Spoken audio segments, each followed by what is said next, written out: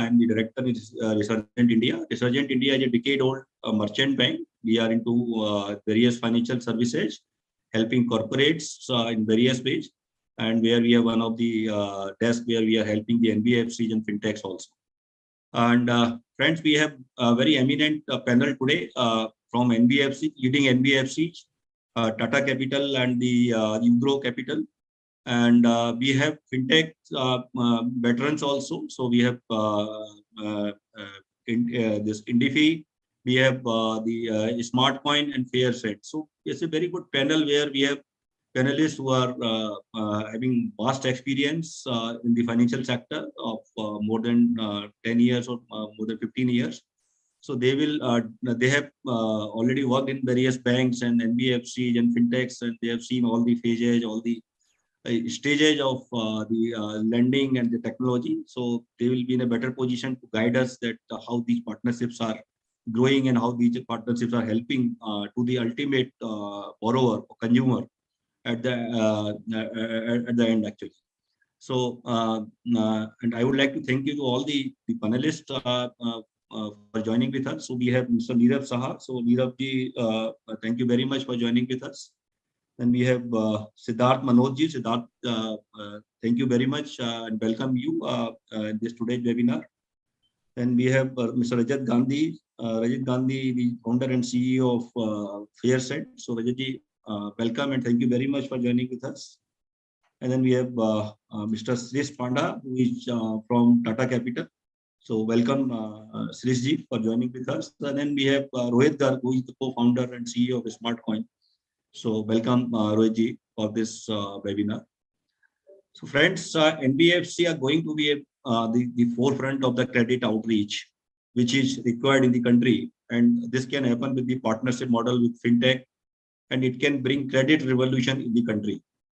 Pandemic has facilitated banks and NBFC to join hands with FinTechs.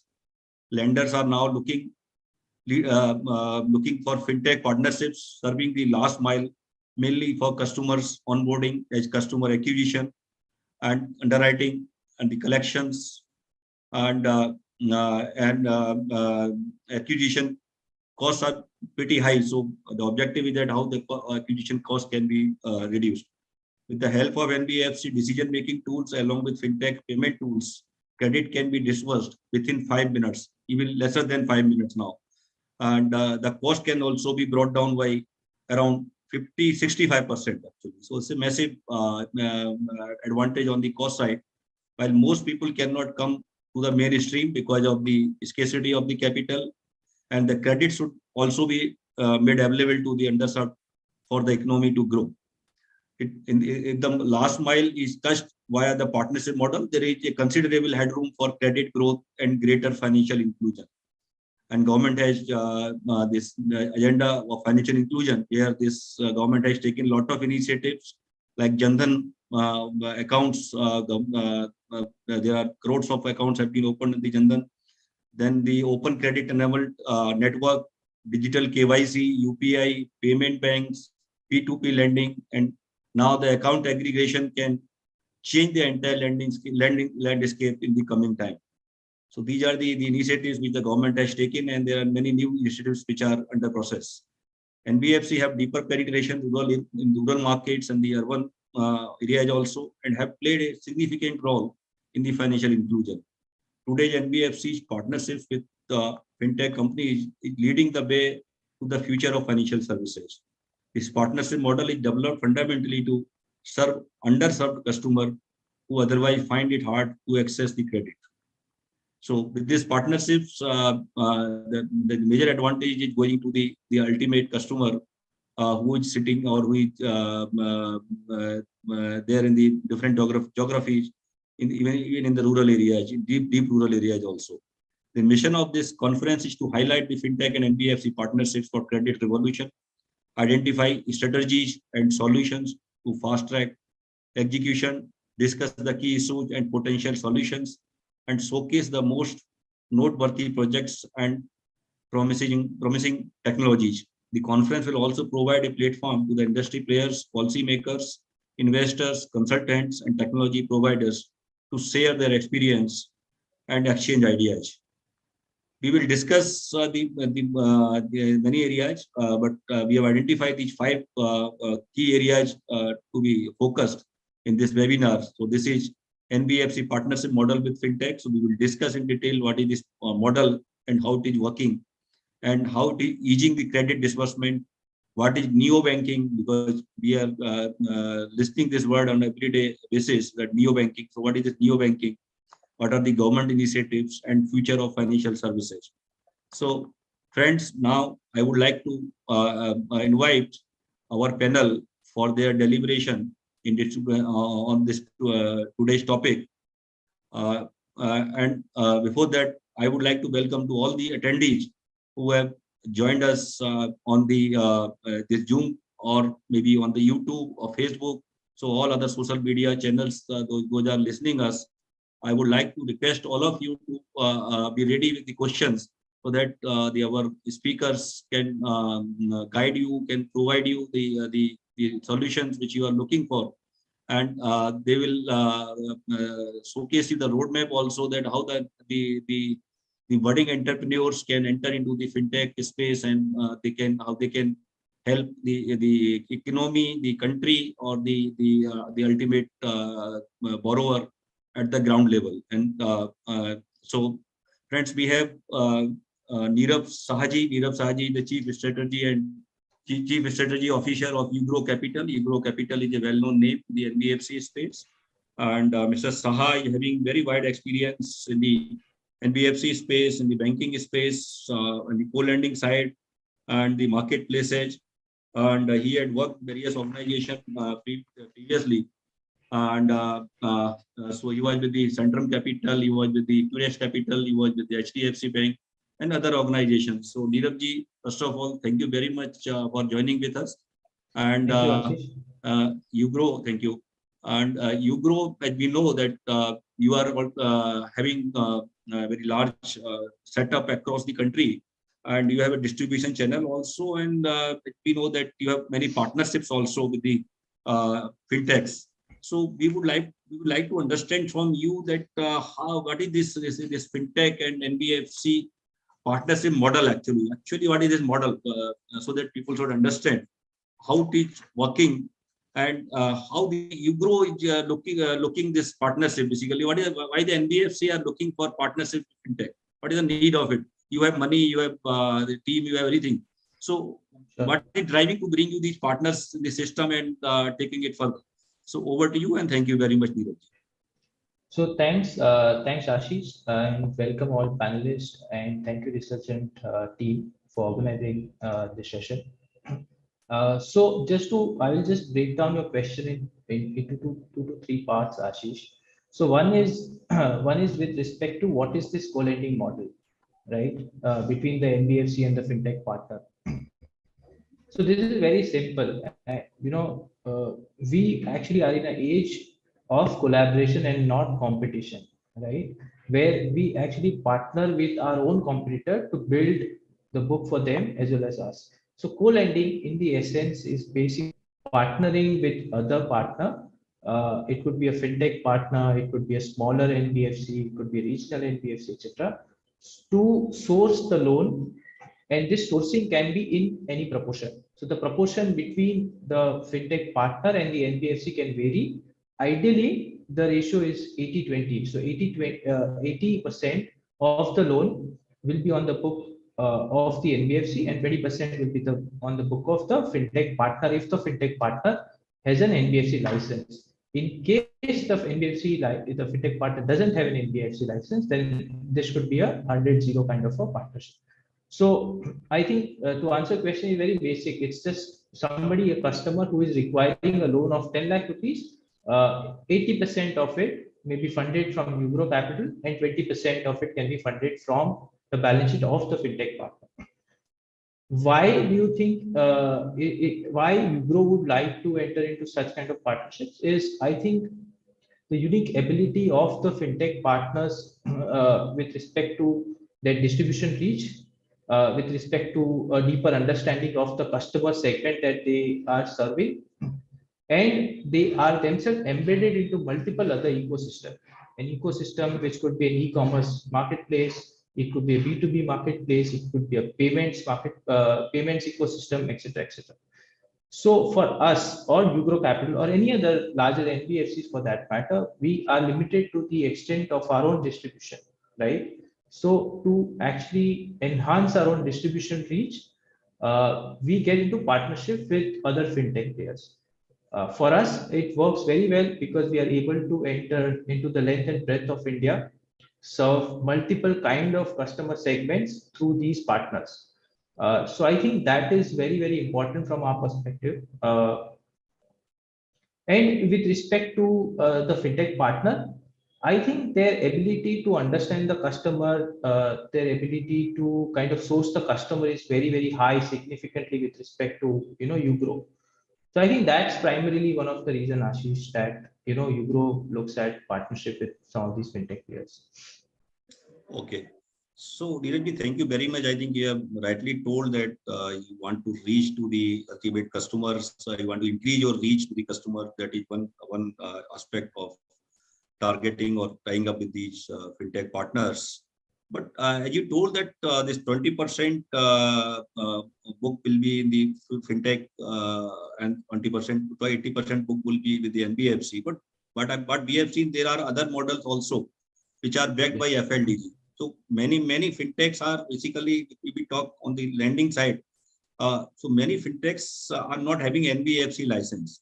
So Yes. how they can get this 20% of the book in their company? So what is this another model which is called FLDG model actually? So people would like to understand how this can be done.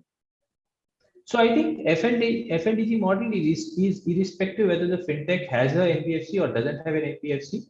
But to answer your question, if a fintech doesn't have an NBFC license of its own and it doesn't want to have the exposure on their own balance sheet, then what we, or rather Ugro or anybody else, enters into a 100-0 kind of a partnership, where the loan is actually originated by the fintech partner and 100% of that loan is actually booked on the balance sheet of Ugro Capital. FLDG is something to protect the risk, of Ugro or any NBFC, and that FLDG could be prevalent in cases where there is an 80-20 or a 90-10 or a 100-0 kind of a relationship. So FLDG, the essence of FLDG is to protect the NBFC from the risk that gets originated along with the kind of origination that you do on the loan side by the fintech partner. And this FLDG can vary. I mean, there are multiple models, as you rightly said, that has evolved in the market at this point in time. Okay, great. Thank you, Neeraj ji. I'll come back to you again.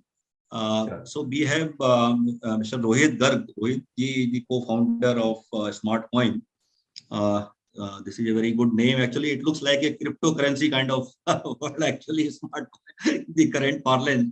But I think you have a very old setup, old in the sense that in this fintech era, I think you started very early. And Rohit is having very good academic background and the career also in the various banks and other NBFCs. So Rohit, first of all, thank you very much and welcome to you in this webinar. And we know that you are truly fintech started in early days when this entire ecosystem was not available. There were not many challenges were there, the agreements and all these things. So how you could take up, what is your journey actually in the fintech space and how you could get the benefit of the partnering with the NBFCs? And what are the key challenges still you are facing and the entire partnership model? So over to you and thank you very much. You are on mute, sir. Rohit, you are on mute. Sorry. Yeah. So thanks a lot, Ashish, for your kind words. And you're right. I think at some point we can monetize the coin in our name, I think given how the crypto assets are growing. But anyway, I think so coming back to it, right? So we started, I think before people were comfortable or talking about, complete digital journeys end to end, and especially for the underserved mass market of India. And I think our thesis was obviously very simple when we were starting out. This was like early 17. So we figured that if you like there has been obviously tremendous growth in the Indian banking sector in the last 2 decades. However, when you go deeper, you realize that majority of this growth had been concentrated, at least from the consumer side, among the top 5-10% of the segment, right? They are the guys who own multiple credit cards. They are the guys who actually, get multiple calls for bank loans and pretty much everything else that you can imagine. And and these remaining sort of 60-70% sort of middle of the pyramid, which hardly gets access to any formal credit from banks and NBFCs. And obviously there were multiple problems. I think why it wasn't happening. There was lack of data traditionally, which is used for underwriting. There is obviously a problem with reachability, given India is so widely distributed. There is obviously then problem with respect to product innovation as well, because this is a segment which does not earn as much as say the affluent segment, and banks typically are comfortable with high ticket loans, naturally owing to the unit economic structure. So this wasn't a very viable market. But as all of us know, India is one of the largest informal lending markets in the world. So we figured that like over time things should get formalized. And the great thing is, I think everything that has happened with the regulatory, the government and the ecosystem push, starting in the form of India Stack, then UPI, and pretty much everything that we saw in the last 3-4 years, that has only gotten more accelerated with COVID and even before that. So we believe that India, traditionally, I think while this segment might not have tons of data, they will become more and more, I think data heavy with their digital footprints, and I think more and more sort of sources of new age data that will be possible to reach, to understand their profile, to underwrite them, to collect from them, right? So I mean, take the entire life cycle. Now, what obviously becomes very important, you talked about how the journey had been. So to start any lending business in particular, there are 4 broad pillars, I would say, right? So one is the customer acquisition or the sourcing part. Second is your underwriting, then your collections part, and fourth is your capital, which is obviously the raw material for your business, right? And I think we did see sort of different sort of challenges on each of these parameters.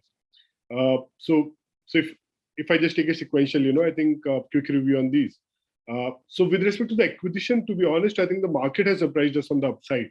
When we were beginning, we thought that it will be very difficult to reach out to these population segments and tell them that you can avail small sums of credit for your medical emergencies, for your working capital expenses, purely through your mobile phone, just sitting at your home. We thought trust will be a very important currency to establish, because for financial services that becomes very important. So how do you bridge it as a pure digital company? How do you make them understand? Given people have always thought, right, that financial services are more complicated business. So how do you make people understand? But I think on all these counts, we have seen that the market has gotten digital literate way faster than I think you would imagine them in terms of typical literacy definitions, right? So that's something which has grown very, very well. And that's one of the key reasons why, I think from the beginning, we have been able to be 100% digital, like ever since we began. And we have customers, like as far as Assam, Arunachal, Jammu Kashmir, even Andaman Nicobar, we have got thousands of customers, right? And that's only possible because people are now well connected, I think than any other point in the history. Coming to the underwriting and collections part, that's obviously something which you need to build, right? And these things take time because you need to obviously build your algorithms. You need to even understand the data points. All of these have been relatively new data points. So while there is a lot of promise, you need to do a lot of work to understand and test them out, and also test them across cycle. And obviously now with COVID and multiple things that have happened in the last 18 months, now at least I think people who are standing, I think well and still growing, that in itself is also giving a lot of I think trust in the co-lending ecosystem when you're talking to banks and NBFCs, because now they know things are really working and it's not just at the superficial level. In the last part, which is capital, I think that is something which is, like as I said, I think is related to it. In the beginning, I remember we had like very, very, I think difficult conversations with I think especially with most bankers and even I think investors alike, right? I think every senior banker I remember, I talked to in the early days, and when we told them to, purely using smartphone and digital data, we will be able to give loans to people, like anywhere in the country without meeting them. Like I remember all of these guys had their own maid or driver story. मैंने अपने maid को 1,000 रुपए दिया, 10,000 रुपए दिया, and then they ran away. And I knew them, and you don't even know these guys. So how can you, go after the middle of the pyramid and still make sure that you can run a viable business? But there also, I think now we have ample proof point. There are so many companies which have, I think changed the face of it. They have track record there. So I think the market is definitely opening up, and now I think formalization of all these structures around co-lending and I think regulator like RBI obviously has been quite proactive and forthcoming in terms of defining what the ambit should be. So these things will definitely help us to, I think, grow sort of the market as a whole and ensure that companies who are focusing on new niche segments and innovative business models, I mean, as long as obviously they're viable and, I think compliant, they can still make a mark. So I think things have definitely, I think, grown, far more positively in the right direction, I would say.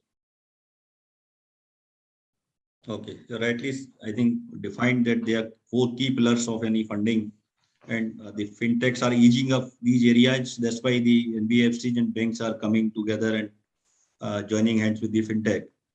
But what is the basically, if you see underwriting, as you told, customer acquisitions, so you see that banks and NBFC are also doing since age this underwriting. They are doing the customer acquisition. So what is the difference between the fintech and the NBFC in terms of why these NBFCs are preferring or going with the fintech companies for the customer acquisition and underwriting both actually? What if we typically will take some example, then it will help us to the audience. They will connect that really what is into it. So that's why the NBFCs are coming forward and they're joining hands with fintech actually. So right, please. So see, there are, I think, multiple dimensions that you can consider here, right? One is, I think, as Nirav already mentioned, that fintechs can actually focus on specific niche of customer segments, right? It could be geography related, it could be profession related, it could be based on some other demographic characteristic. And just by virtue of, I think, focusing on them in a better way, you can end up developing a better understanding than, say, typical traditional models are able to. That is one way.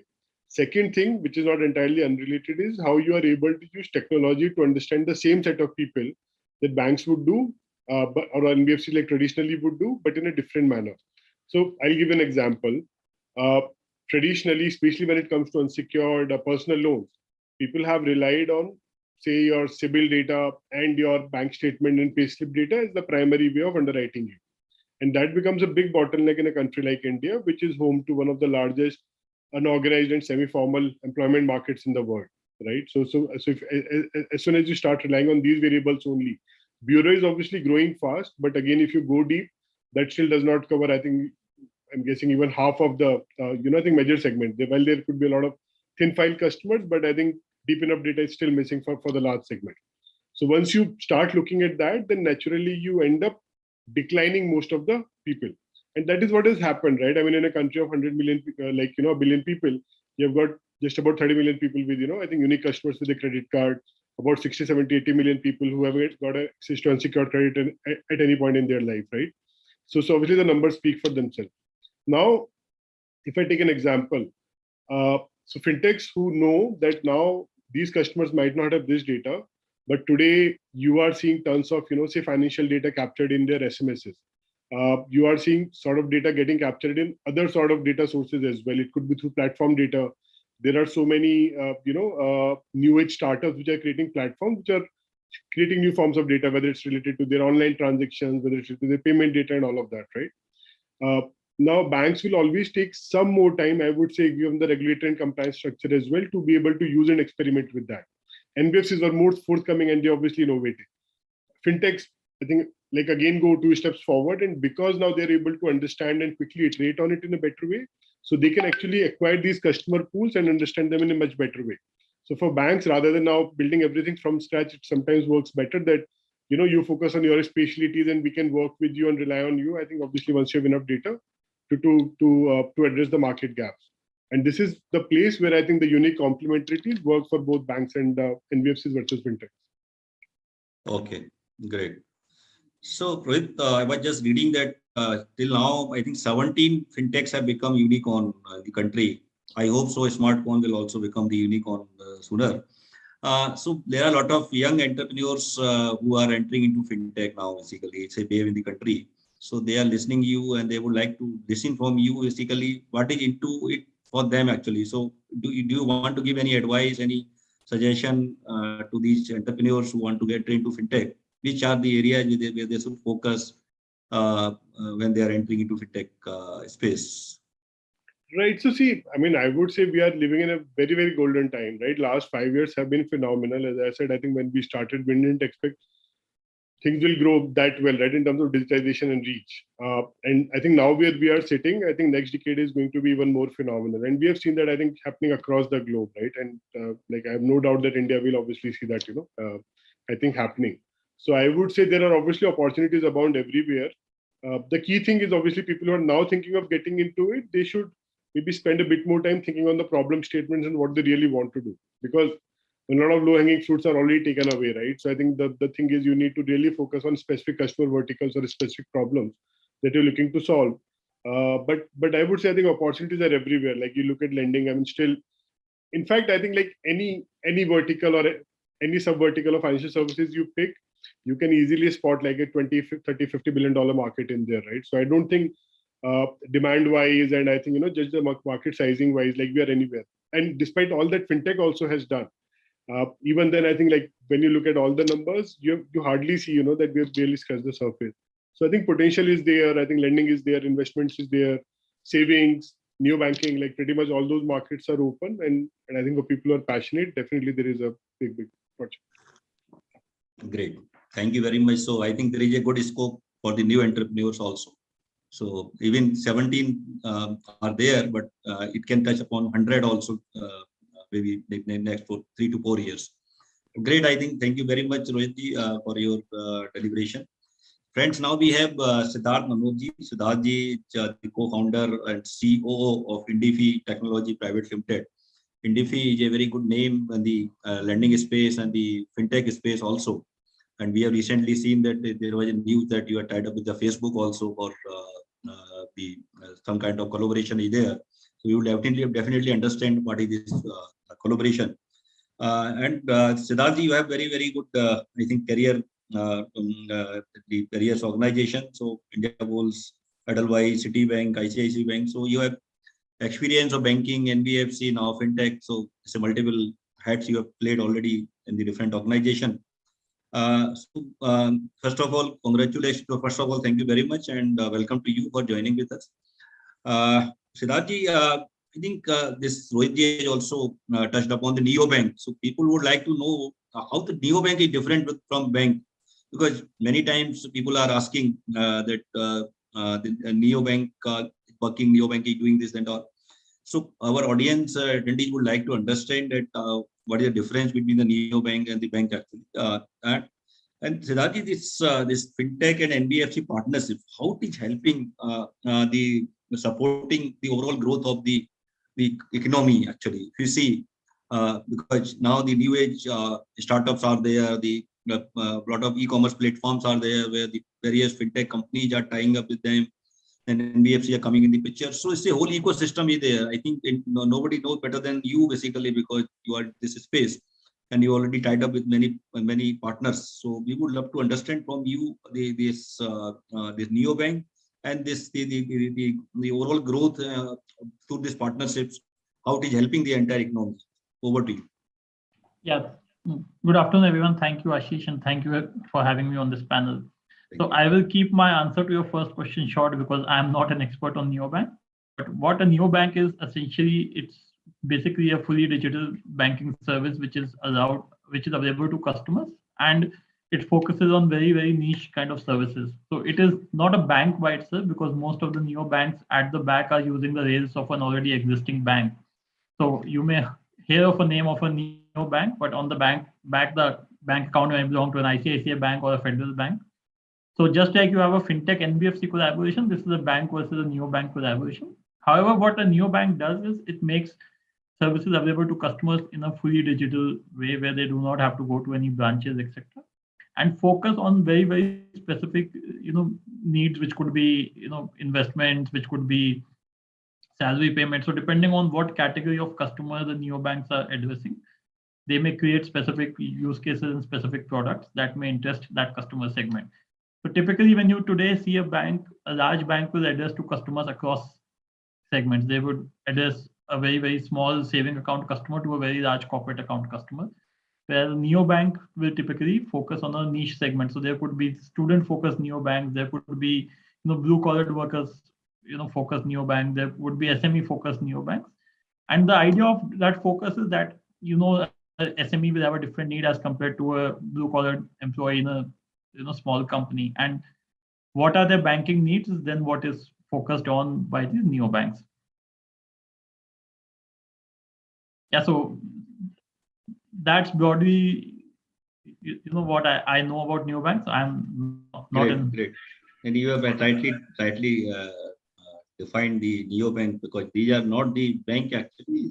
Practically, the banks are different, but neobanks are like a digital organization which is helping banks in many ways actually, or helping the entire ecosystem of lending, or maybe the other areas of financial services. So good. And on the other side of this, which we're trying to understand from you, how this partnership is helping the overall economy, overall growth of the country, and what are the new models of these partnerships which are there. And then you have this Facebook also, which is, I think, what kind of partnerships are basically this. Yeah, so Nirav in his discussion talked about how fintechs and NBFCs partner with each other and how it's a symbiotic relationship. And I think it works in a way where each party plays to its strengths. Today, the strength of most fintechs is getting inroads into new customer segments which have not yet been tested by existing players, and then using a lot of technology and data to manage them across the life cycle, be it underwriting, be it how the loan disbursement process works, be it collections. Now, to your specific question of how it is helping the economy, today, for example, at IndiFi, we serve the MSME segments, and our focus is to go to customers who have so far not been served so well from the point of view of an unsecured business loan, right? So typically, you will see that most of our customers are people who have low business vintages, who do not have the property of their own, or women entrepreneurs, or people who are operating out of smaller locations, right? So each of these people are contributing to the economy of the country. As you know, any MSME today, when they operate their business, they're adding to the GDP of the country. And as they grow, they also create some kind of an employment for, while an MSME unit may not employ more than, say, 4 or 5 people, but even if one entrepreneur can give jobs to 3 people, it is clearly an addition to the economy. So what we focus on is how can we go and serve the underserved segment? How can we create easy financing available for them for both start expanding their business and for managing their business more efficiently. Okay. Yes, sorry, coming to your point with respect to Facebook. So it's a very specific partnership which Facebook has done for the first time globally, and India, they've partnered with IndiFi. The genesis of this partnership is that today a lot of small businesses use Facebook as a medium of advertising or medium of interacting with their customers. So there are a lot of small and micro entrepreneurs who are kind of transacting on the Facebook platform. And since IndiFi is a specialized lender for such kind of businesses, they've partnered with us where we are able to serve them for their financing requirements. So for any small entrepreneur, Facebook is a good medium to market. But for running any business, you need both marketing and financing, right? So IndiFi therein comes in as a financing partner. So people who are looking for small business loans, etc., can apply through their Facebook network, apply to IndiFi, and through that both get access to quick capital and at a reasonable cost. Okay, very good. So Siddharth, the other side, we see there is a, I think, thought process, or there is I think, some kind of confusion in the mind of the ultimate consumer that when they are going with this partnership, the borrowing and all, the cost is increased actually. So overall cost to the ultimate, how the ultimate consumer is getting benefit actually, because this is very important to discuss. Actually, it's completely the other way around. And let me explain you why these partnerships help. So today, if, for example, a fintech company was an NBFC, the way the capital moves is at the lowest end, there's a bank, which probably has a saving account. A bank will further lend to a NBFC. NBFC will further lend to a fintech company, because all fintech companies will be new. They may not be rated as well. It is unlikely that banks will lend directly to them. So from the time the capital moves from a bank to a fintech company, it is already priced at, say, 10%. A bank will lend to a NBFC at 10%. A NBFC will lend to a fintech company at 13%. So at various stages of the movement of capital, some margin has been added. Whereas when a company like a fintech company partners with a bank or an NBFC, what they're essentially doing is that a customer is getting a loan directly from the bank or the NBFC. So the movement of capital, which was earlier moving through 3 channels, is now moving directly from the bank or the NBFC to the end consumer. And hence the margin which is loaded at every stage is reduced. So the entire thesis of doing this partnership with large lenders from a fintech, which could be a bank or NBFC, is to reduce the cost of capital and pass out that benefit to the consumer. Okay, so in this, sorry, please. Yeah, so just to give an example, today, at IndieFi we partner with Ugrow, and obviously the cost of capital that Ugrow can borrow at is much cheaper at which than IndieFi can borrow at, and that is the benefit that gets ultimately passed on to our consumer because he's getting the loan directly from Ugrow. Okay, so why the borrower should come to fintech? Why they should not directly go to the NBFC and bank, which they can approach to them also, if you see. Yeah, so again, fintech is not essentially only a sourcing channel. We do a lot of value add apart from just sourcing a borrower. It is about creating underwriting models for that category of borrowers. So today, as I mentioned, we operate a lot in impact segment, which is customers with lower vintages, customers in new age kind of businesses, for which a bank and NBFC may not have perfect models to lend to. Second, fintech also brings about a lot of process efficiency through digitization of the process.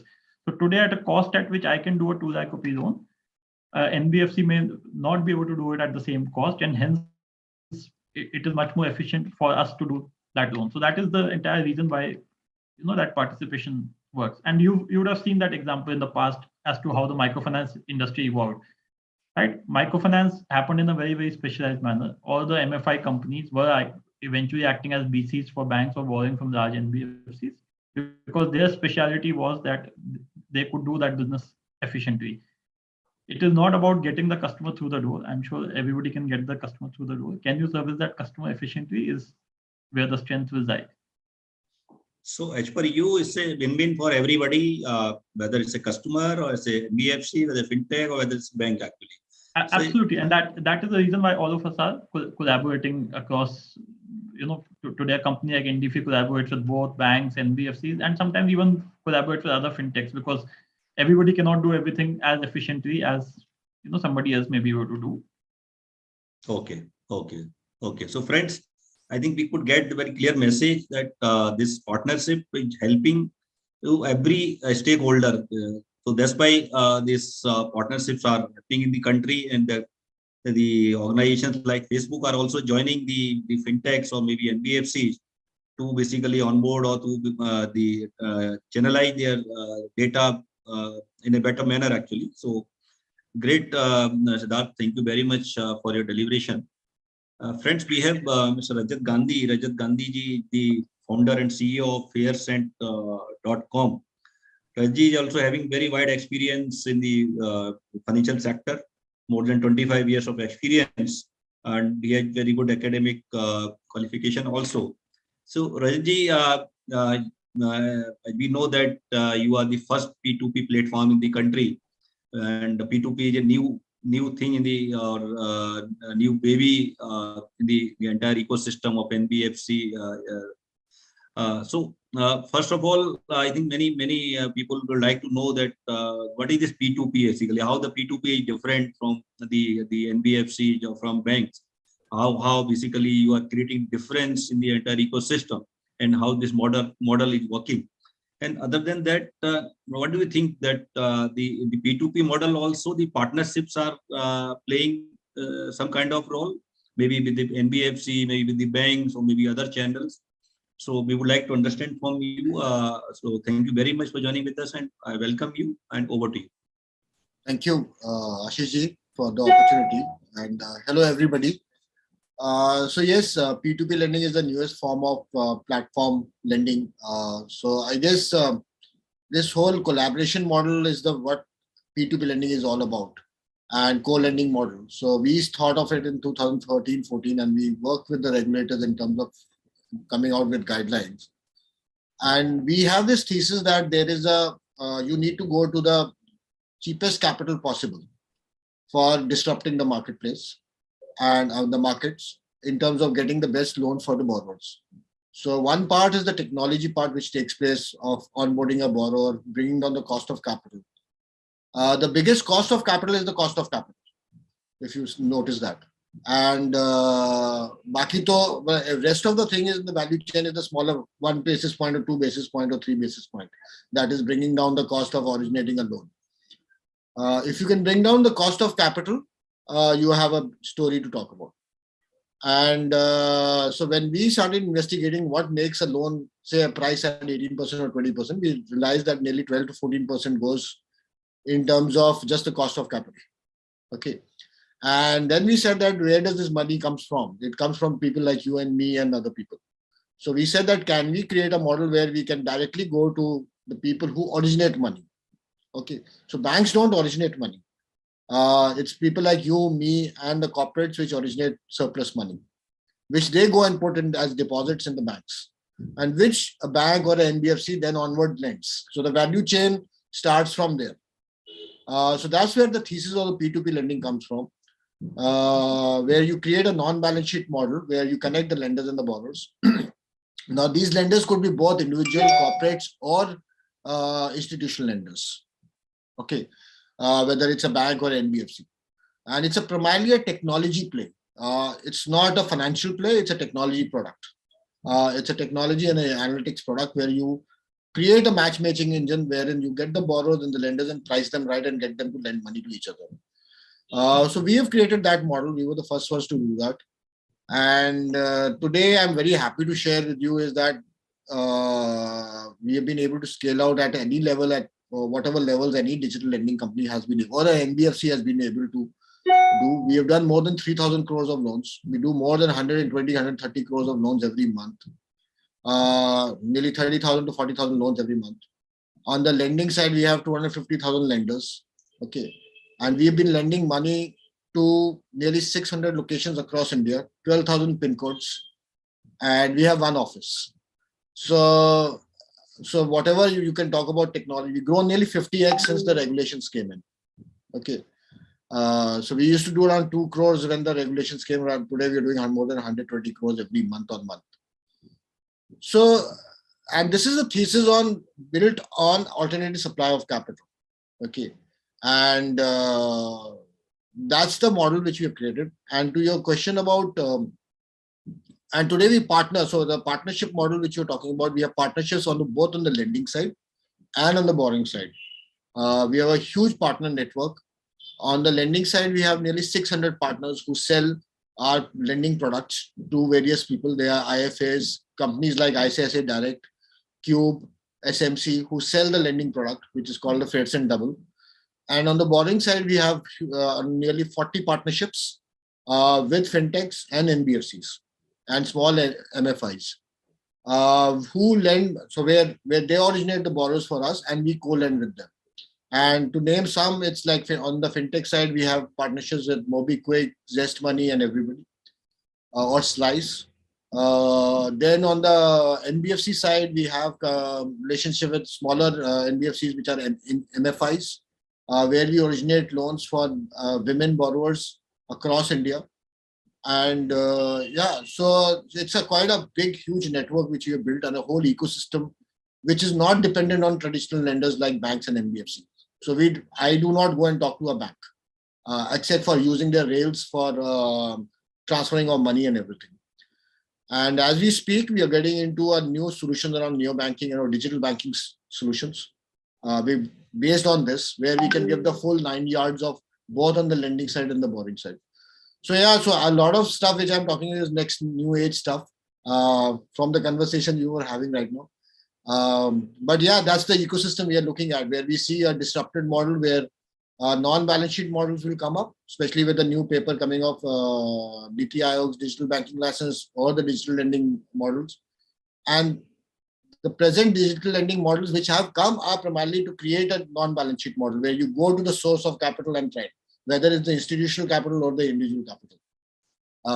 So if you believe in that thesis that the real disruption will come when you can connect the originator of the money and the consumer of the money, and that's how that's our thesis, and we continue to go on that basis. Okay, great. So you have many partnerships, right? A very large ecosystem you have actually. So, Yeah. So yeah, we don't advertise. Very deep actually. You are connected with all kind of players actually. So really, it's very good. If you want to know in more detail how this work actually, this entire P2P model. So suppose as a consumer, I'm a one individual, I would like to take some money from your platform. So how it works basically? What is it? So it depends what kind of loan you are taking. So we have multiple products. We have an education loan. We have a short-term personal loan. For that, there's a separate app called Pocket Loans. Okay. So it depends on the kind of loan you're asking for. If you're taking a typical term loan, so for your experience is as good or as bad as, rather it's much better than much more seamless than a bank or an NBFC, because we don't touch paper, we don't touch money. Okay, so you come online, and we've been at the genesis level. We never had a branch network. We were always technology or digital first. Okay, and so that gives us a lot of flexibility in terms of onboarding a borrower. And by law and by guidelines, we are not supposed to have all that what typically branch network or an NBFC has, all the baggage they have because of the regulation. So we onboard a borrower seamlessly. You can come and take a loan within minutes.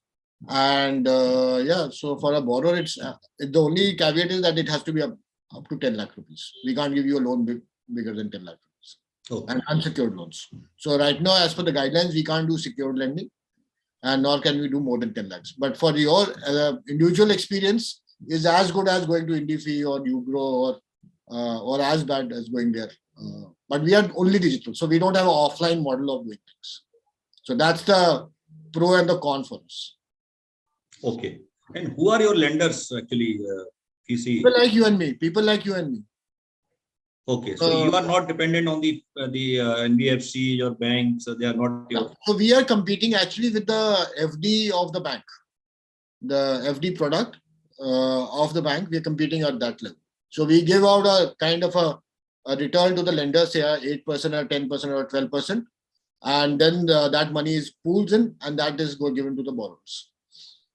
Okay, so it's a different, I think, totally different kind of model in comparison to NBFC and banks, where NBFCs are taking money from banks and then they are lending to the borrowers. But you are not taking institutional money; you are taking money from individuals and giving it to individuals. Actually, that's why it is peer-to-peer. Yeah, so peer-to-peer, technically speaking, it's a computer technology or internet or a IT technology keyword, where basically peer means a computer to computer. Okay. So you have P2P file transfers and everything. So it's part of that sharing economy. So we don't need to dilute our company or anything to raise more capital or lend money. Okay, great. Thank you, Rajat. Thank you very much. I think Pandaji could not join. I think his flight got delayed. Actually, he was traveling, so he said he'll land at 4 o'clock, but I think he could not land on time. So now I'll come back to Nirav. Nirav, we were discussing in the practice session that this government has come out with some discussion paper on fintech, where some FLDG guidelines are there and all. Can you highlight on that? What are the guidelines and what will be the impact on the relationship of fintech and NBFC under this collaboration model? Sure. So see, Ashish, if you go back to looking at the paper, what RBI has given out, one is very distinct thing. So entities which are regulated entities and entities which are unregulated entities. Okay. So entities which are regulated entities, I don't think RBI has an issue with the regulated entities offering FLDG to another NBFC or a bank, right? It is basically talks about technology companies who are doing lending under the garb of providing FLDG to other larger NBFCs or banks. So I think so. What RBI believes is that any entity who is providing FLDG to a fintech company or an NBFC should be a regulated entity, and there will be some framework around how does RBI look at it and how will they kind of become regulated at some point in time. But I don't think there is any issue with a fintech partner providing FLDG to another NBFC, right? So that is allowed. I don't think that is an issue that RBI sees at this point in time. We have seen technology companies using balance sheet of other NBFCs to do lending, and wherein they have actually offered 100% kind of a loss cover through the loans that is originated through their own platform. So RBI is aware of that, and which kind of a pseudo lending via technology company. So RBI is really not in favor of doing that. So at some point of time that will get regulated. But I think regulation we have seen historically, right? When microfinance companies got regulated, it actually became better from what they were, right? So I think this is going to come, but it's going to help the industry to grow multifold. Okay. Okay. Very good. So great. So Rohit, I'll come back to you. I think we see this government has taken a lot of initiatives, this eKYC, e-agreement and all. And being you are a key player in this entire fintech ecosystem, what do you think? What should be the more initiatives or reform which the government should bring to be to make it more customer friendly or maybe more useful for the NBFC banks and fintech companies? So if you can guide us any 2, 3, 4 initiatives which the government should take, which will help to ease out that entire ecosystem. Right, Ashish. So, see, I think the government and the regulator, I think both of them have taken, I think, multiple initiatives over the last few years to help, I think, accelerate the ecosystem and solve the different pain points. So starting, I mean, obviously with the whole India stack and UPI and, I mean, everything around that. Now, obviously, I think we are seeing the account aggregator framework itself, I think, I mean, getting more and more popular. I think more and more entities are getting live over there. And I think that could be very influential for just like I think what eKYC did, right? In terms of expanding the data access, which becomes, I think, sort of very friction embedded process, especially as you keep going, I think lower the economic strata in general. So that's something I think we are quite positive about. Apart from that, I think more clarity, like which RBI think is already working on, and Nirav I think touched upon it, is I think better regulatory structure and level playing field in terms of how the like especially with the digital lending ecosystem actually growing so fast, what should be the criteria, what are the rules and regulations that people should abide by, what should be the situation around say customer data privacy, consent. I think these things will acquire more and more important I think sort of space in the next few years. I believe a lot of these things are already being addressed, but I think customer data could actually become a very big focal point given I mean all most of our current businesses, I think all the panelists which are here, they have a lot to thank in terms of I think that the data explosion that we have seen. But obviously now how do you make sure, how do you differentiate between say responsible players versus the non-responsible ones? What are the things that need to be taken care of? We should see, I think, better clarification in the coming few years, which should help. I mean, in general, to also build, I think, more trust in the mind of the consumer when they're interacting with such platforms. So I believe, I think all these things are already into action, and I think more consented platforms for data sharing, customer understanding, they will only help us, I think, to achieve our goals further. Okay. Okay, good. So Siddharth, I think we have already have many partnerships with the NBFCs, and I think you have NBFC also, you have FinTech also. So I think a lot of FinTech players are there. They would like to understand that if they want to do the partnerships with the NBFCs.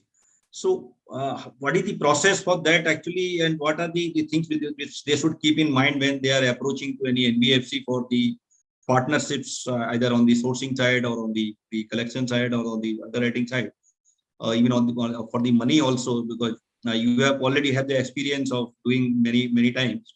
So if you can guide us or guide the audience about that over to Yeah. you. So the process is very clear, and it is as good as any other B2B sales process where you will go and pitch your product to the NBFC. However, it is important to know as to what is it that you're seeking in the partnership. If so, when you go and pitch for a partnership with the NBFC, you should be very clear as to okay, what is it that you are bringing to the table, and what is it that you expect to the NBFC to bring to the table. As long as there is clarity on that, as long as there is clear understanding from both sides on each other's business model. So, people will have to be transparent. So today, for example, if I go to Neerav and say, okay, I have a underwriting model and why don't you come and lend behind it? He's not going to do that unless I give him a deep dive into what is it that I'm trying to do, make him, convinced that, okay, what I'm doing is making sense. While I may have my own IPs and everything, but I will have to be transparent to some extent to the partner that I'm going to go and approach. So, it's a typical sales process where you will go pitch your idea. The other side needs to be convinced of your idea. There needs to be transparency because this is a lending business, and lending business comes with associated risks. There needs to be clear transparency with respect to how the process will work, what will be the roles and responsibilities of both sides, how will the risk mitigation get done, and then if both parties feel comfortable, then the relationship starts. Okay. Typically, all the margins works in that actually this entire ecosystem. Although I say maybe trade secret, but broadly, if you can give some range. I would not call it a trade secret, but it's more of subject to negotiation depending on what are the in the entire chain. When I say an entire cycle, it is not about just originating a customer. It is about originating, underwriting, fulfillment, post disbursement service, collections over the life cycle of the loan. Right? Depending on what are the roles that both the parties are playing across the full life cycle of the loan, the commercial arrangement between the two parties get decided. Obviously, the party who's putting the capital will expect a certain minimum cost of capital plus a return over it. Similarly, the party who's participating on the risk will expect a return over the risk that is expected of that pool. And then how is the operating cost getting divided between the two parties will decide as to how the overall return from the customer is getting split between both sides. So it's a function of the roles and responsibility, the capital and the risk participation between the two sides that will eventually decide how the customer returns are being split between two sides. Okay, so there are many ingredients for there's no fixed model, right? Okay. It's like today, if you go and buy a product from a grocery store, that a part of the margin is going to a retailer, part is going to a distributor, and part is going to the manufacturer. So it is similar, right? So there are different parties in the chain, depending on the value add and the roles and responsibility that they're playing. They will decide on their independent split of the margins that will come out of it. Okay, great. So Rajat, I think somebody asked, now we have questions from the audience also. And can an individual with surplus money become a lender on your platform? What is the process for that? So how somebody can become the lender, and what kind of returns will be there? What is the safety and what is the risk involved? Sure. So you can just log in onto faircent.com and you can become a lender. So there's a account which is created. You link your bank account, you do your KYC, and you can get it logged in, and you can start lending money on them.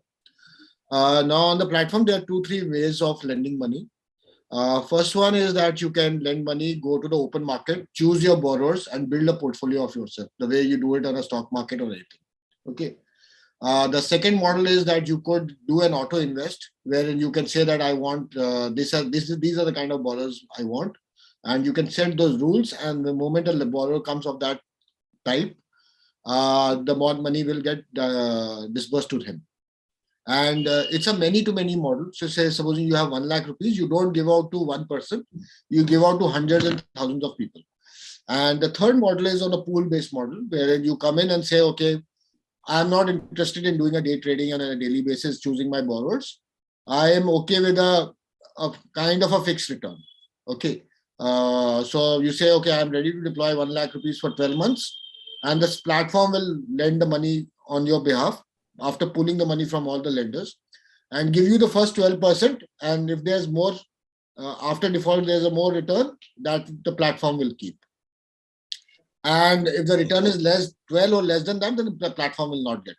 So basically, the platform deploy the money on all the sets of borrowers, all the borrowers on the platform, and the blended return will come to you. So these are three broad ways of lending money. And of course, as I said, the third one is the most dumbed down and the easiest way to do it. So most of the people choose that. So there you have products like immediate liquidity that you can lend money and you can withdraw at, say, tomorrow, which is at 8.25%. Then you can go to a 3-month mild model or a 6-month or a 12-month product. And all the risk mitigation is done by the platform. And we have nearly 3 to 4 levels of risk mitigation which take place. One is at the top platform level, which we do. So we do everything, say, a NBFC or a bank does, except for signing our own check.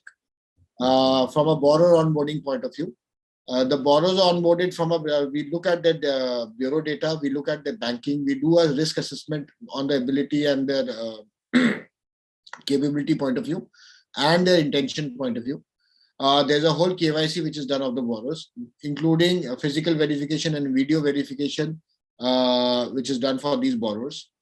And that's the first level at the infrastructure level, which is done. Then at the risk mitigation level, we get borrowers of different risk profiles, right from 12% going up to 24-30%. That's the broad spectrum of borrowers we get. Then at an overall level, what we do is that we have a portfolio approach. So your money doesn't get deployed in one borrower. So you create a risk mitigation through distributing the borrowers across spectrum. And this spectrum is across risk categories, bureau categories, your geographies. So just to give you an example, that we are so distributed across India that our biggest center of borrowers is Bangalore with 3% exposure. Okay. So the money goes so deep into the country that you don't have a geography risk. Similarly, we don't have a product risk. We are not a single product company. Like a lot of them are only BNPL or any one or only SME. So we do education loans, we do SMEs, we do gig economy, we do BNPL. But that at a portfolio level, we do the risk mitigation in terms of allocating our overall portfolio exposure on these things. So that's the reason even during pandemic, we were lending money every day because there were enough sectors which were moving for us. Like during pandemic, the lockdowns, education loan was working for us. Okay. Whereas other SMEs or small ticket size loans were not really working. So, and from an exposure point of view, this actually mitigates the risk that not all lenders have a full exposure on the whole one sector only. So the whole risk mitigation happens on that. Then we have a dedicated recovery team. The defaults will happen. We have nearly 50 people on recovery, which we have a whole early warning system, a data analytics team, which primarily predicts defaults. And not only that, we have a legal team and a legal tech primarily, which we have invested, which including online dispute resolution. And we go the whole way that we seek non-bailable warrants against Section 138, file arbitration cases, and get the decree on our favor. So from a lending perspective, we all 9 yards. So there's no difference from a risk mitigation point of view. It's not a case that you can come to Fairsend and get away with just because you've taken a loan from a P2P lending platform. The rigor of collections will not be there. Okay. So we have quite a mature system of recovery of money. So these are the 4 or 5 levels at which we try and mitigate the risk in the overall scheme of things. And our portfolio is performing as good as bad as anybody in the ecosystem. Some of the more mature NBFCs or banks, we compete with them on the portfolio performance in real terms. So yeah, that's all the things which we do. So it's quite a good, interesting investment class, which is competing now. Even Credit and BharatPay are distributing that on their platform. So yeah, so the party has just started. Okay. Great. Thank you very much. We have very diversified portfolio, and I think there is no difference in the assessing of the risk and the safety measures in comparison to NBFCs or banks. I think all measures, I think risk. Yeah, because that's become a commodity. Frankly speaking, if somebody comes and says, I have a better way of assessing a risk, because all the APIs are available to everybody. Okay, and the data sources. So 5 years back, people used to have this nice story about I can read SMS. Okay, I'm only digital. Today, if somebody is saying that, that's a given hygiene factor, right? Right from ICICI Bank to everybody, any startup, somebody sitting in his house starting a fintech company, he has access to all the same data. So you're not talking about, so that's not a differentiator. For me, that's not a differentiator now anymore. And if somebody's talking about that, he's talking 5 years back. So that data homogeneity, that access to data, everybody has it. So what you do with that data, and what are the kind of products you're creating on top of it, and how you servicing the customer. I think that's the differentiating factor which comes in, and how you're able to reduce your cost of capital. Okay. So one last question from you, sir.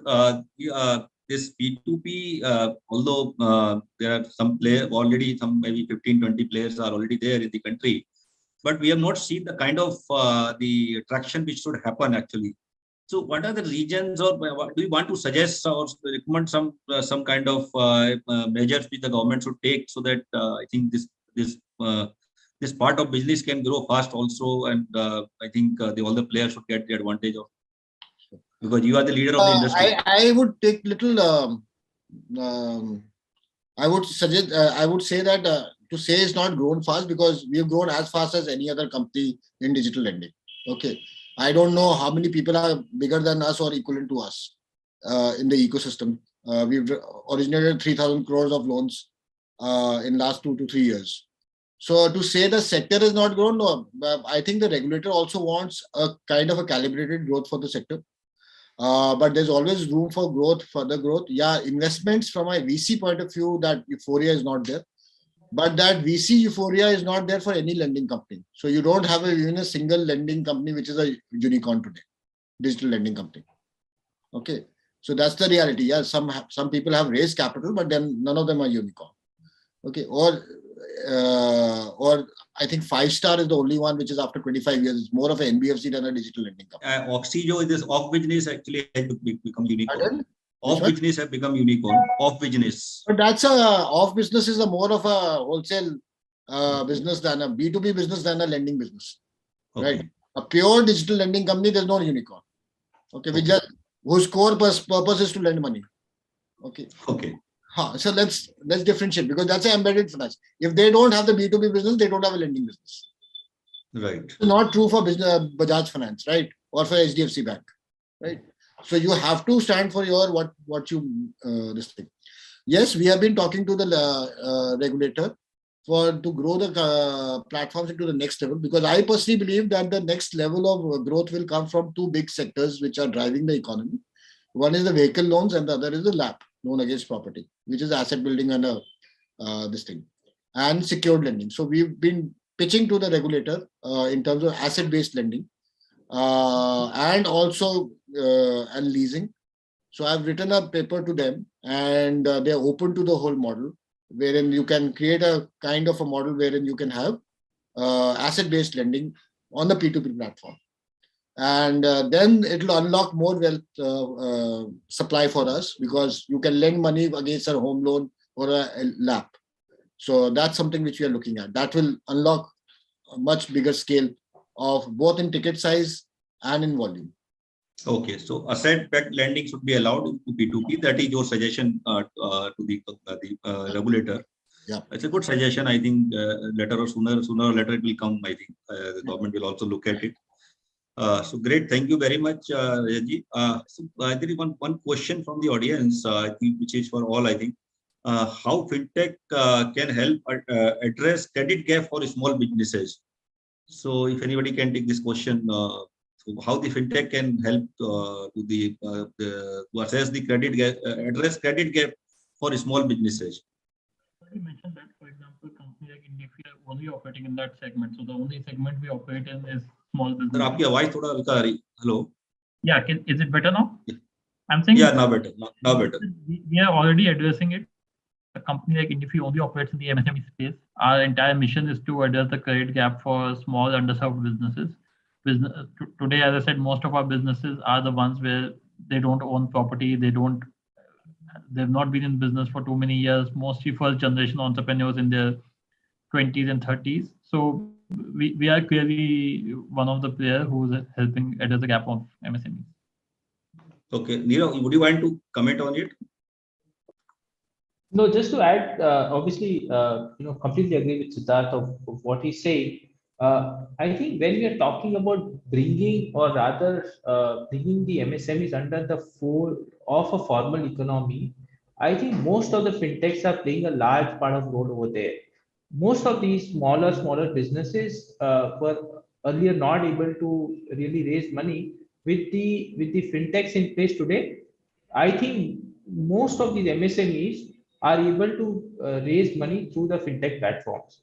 So that's how I think they are reducing the credit gap in the MSME lending space over a period of time. And that could be through multiple channels. It could be through merchants on an Amazon, Flipkart, Swiggy, Zomato, or some payment platform.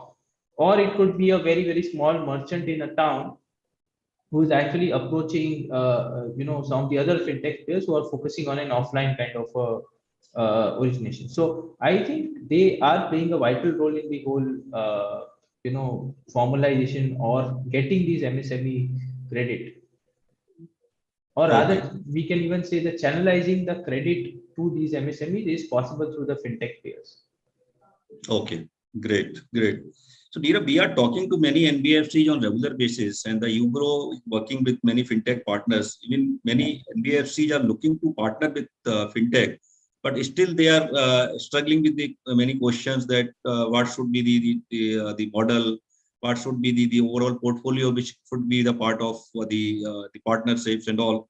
So, would you like to give some kind of advice, some kind of guidance to those NBFCs, those are looking to enter into the fintech partnerships, but they have some kind of notions in their mind. Actually, when I was interacting with them, they were having that there can be these kind of challenges. So if you, from the Euro point of view, what your success story with the partnerships and all, and in the overall portfolio, how much is the portfolio which is under partnership? Sure. So I think one very critical part, and I think most of the other larger NBFCs have not been able to build a book or build a number of kind of partners that UGRO has. So UGRO all put together has around 25 partners across supply chain as well as across secured and unsecured loan categories. So we have about 25 fintech partners onboarded at this point in time. I think the very critical important point that I've been able to see, or rather a challenge also you can say, is the technology. So the larger NBFCs, while the fintech platforms have the best of tech in terms of credit assessment, in terms of origination, collection, etc., but how do I plug into their own ecosystem through an API is very important at this point in time. And unless and until, so see, the whole idea of fintech is to, as Siddharth mentioned and Rohit also mentioned, is to kind of bring down the turnaround time, cost of acquisition, and also reduce the operational expenses and build in some kind of an efficiencies around that. And that is only possible if a NBFC or a larger NBFC is able to develop a tech which is focused towards these fintech partners and is able to plug into through an API into the ecosystem of these fintech partners. We at UGRO has been able to do it because we, from the very beginning, we realized that fintech as a space is going to explode over a period of time. And that's why we had built a tech, which is what we call as a Grow Extreme platform, where we kind of, integrate with some of these partners. Right. So my only advice to some of the other NBFCs is to kind of develop the tech around of how do I integrate some of these fintech partners. Very important at this point in time.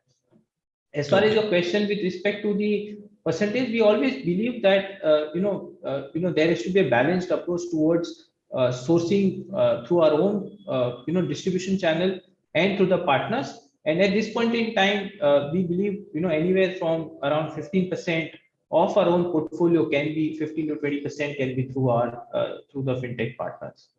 Okay, so out of the total portfolio, 15-20% can be the ideal situation. Yes. Where you can source through the fintech partners. Good. Thank you very much, Neerav, for the kind of insights you have given, which will help to the NBFC which are looking to enter into fintech partnerships.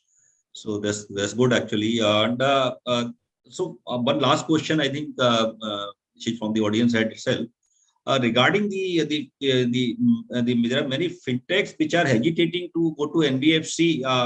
Reason being, they are thinking they have faced some kind of situation where they could not basically get the right kind of the money at the right time, actually, because many NBFCs or many banks, when they are onboarding the fintech partners, they are basically having their own approval system, own process, own I think the systems.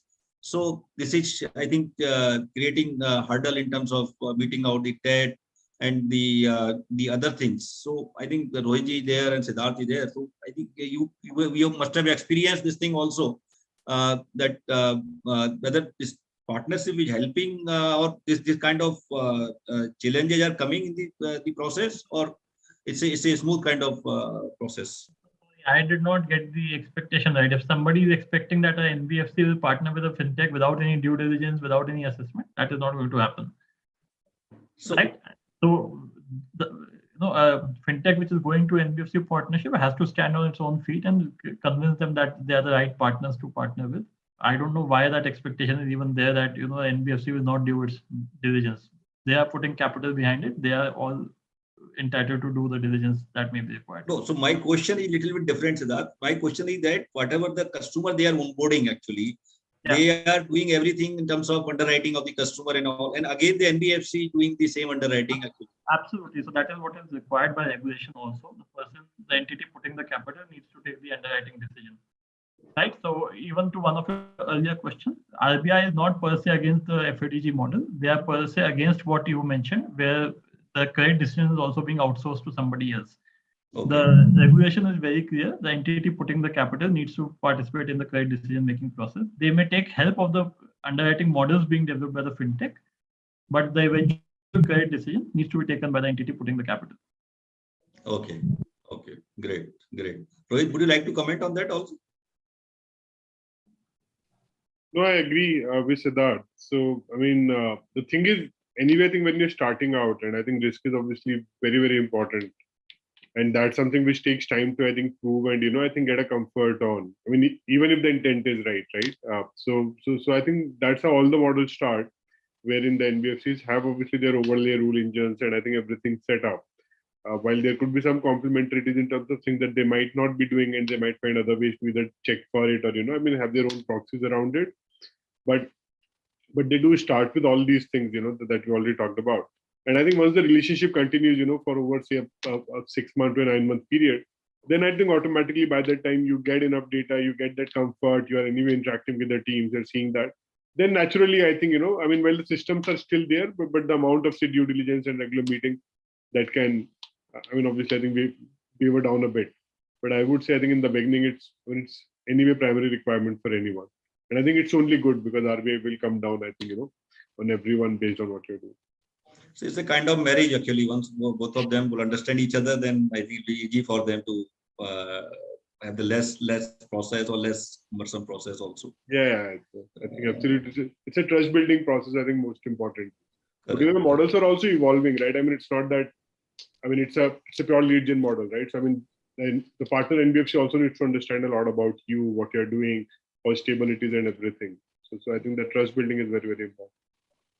Okay. As you told Rohit that you have the only one office in the country and you are collecting, you are dispersing money across the country. You have customers across the country also. So the one question which is always asking by the players that how you are collecting the money actually while sitting in one office in Bangalore, one city, you are lending it across the country. So in terms of the collection efficiency and all, is there any impact on that or? No, I think, it comes down to, I think, multiple things, right? I think many panelists have already touched upon it, right? So one is, do you have the right tools and the ability to do that? I think there anyway, I think technology has made it possible, right? It wasn't even possible again, multiple years back. But now you have the infra, you have obviously, you pay 2.0, you have ECS, you have so many other mechanisms. So I think the formal ways are there, right? I think that's number one. In terms of the base infra. Number two is obviously with respect to whole customer understanding itself. I think things have evolved quite well. And again, that's something I think all of us have seen, especially if you see the volume numbers on UPI and digital payments. They have grown across the board, and it's not just limited to large cities. In fact, I think the new growth that you are seeing is coming from rural areas, I think middle and lower income segments and all. So naturally, I think people are also much more ready and aware about it, right? So that also helps, right? Now the third part, which I think you primarily have to take care of, is the whole intent and underwriting part, right? So I mean, as long as you can make sure that you're filtering for these, you are building the right channels to balance out or make your system granular enough, right? So rather than say taking a one size fits all approach that like you start calling everyone or you start messaging everyone in the same manner, can you make again use of data to make it more granular? What should you tell people? How at what frequency should you remind while not being too invasive? How do you educate them about the impact of bureau? Because that's something which we have seen is obviously far better evolved in the last few years, but still there are a lot of segments which will not be that serious to begin with. So how do you make them understand? What else can you do? So all those things become more important, but again, like that comes down to how you are understanding your customer persona, how you're applying your underwriting techniques over there. But I believe, in terms of, because the way ecosystem has definitely progressed a lot, so the potential is far better. And then ultimately, obviously, as you grow that scale, the propensity of fraud and I think other things, gamers and everything also increases. So that's what I meant, like when you're trying to, catch them while not spoiling the experience for your good users, how do you do that in a very, very, I think, as customer friendly way as possible? That is important. Like we have seen, especially since the dawn of the pandemic, multiple cases of, customer harassment, people whose relatives were called and, other things sort of happened, which were obviously not desirous. RBI and multiple other partners have also pointed that out. So how do you balance that and not go overboard when you're building these practices? So all those things become important. And I think the ecosystem is maturing at that end, but I think we were, able to, use technology at multiple touch points early on to address this. And this is something which has served us well. Okay. So it depends on underwriting and the other tools which you are using. It will help you to get the better collection efficiency and all these things. Great. Thank you. I think we have already crossed our time limit. So some very interesting topic. I think we can speak even for 1 more hour also, but I think we have to follow the time also. So I would like to thank you to all the panelists from core of my heart that you have given time to us for this webinar, and your discussions, or you have very transparently you have given the insights about your business and the suggestions to the bureau, the regulator and all. It will definitely help to all the attendees. I think they must have got some kind of understanding about the partnership, and there were many questions which I think which have been taken by the panel. So these questions have been addressed very well also. So, and I hope that this NBFC and FinTech partnership will definitely help to the entire economy as a whole, and the customers, those are at the borrower at the bottom of the pyramid, will get the advantage of it actually, and the delivery models will help the entire ecosystem, including banks and NBFCs. So I would like to thank you once again to all the panel, all the attendees, and all the Resurgent India team who did the hard work to make it successful. And I wish you all very happy, healthy, and safe in this pandemic era. Actually, we should keep ourselves safe. Actually, thank you very much. Thank you all. Thank you, Ashish. Thank you very much. Thank you. Thank you very much. Thank you, sir. Thank you, everybody. Thank you.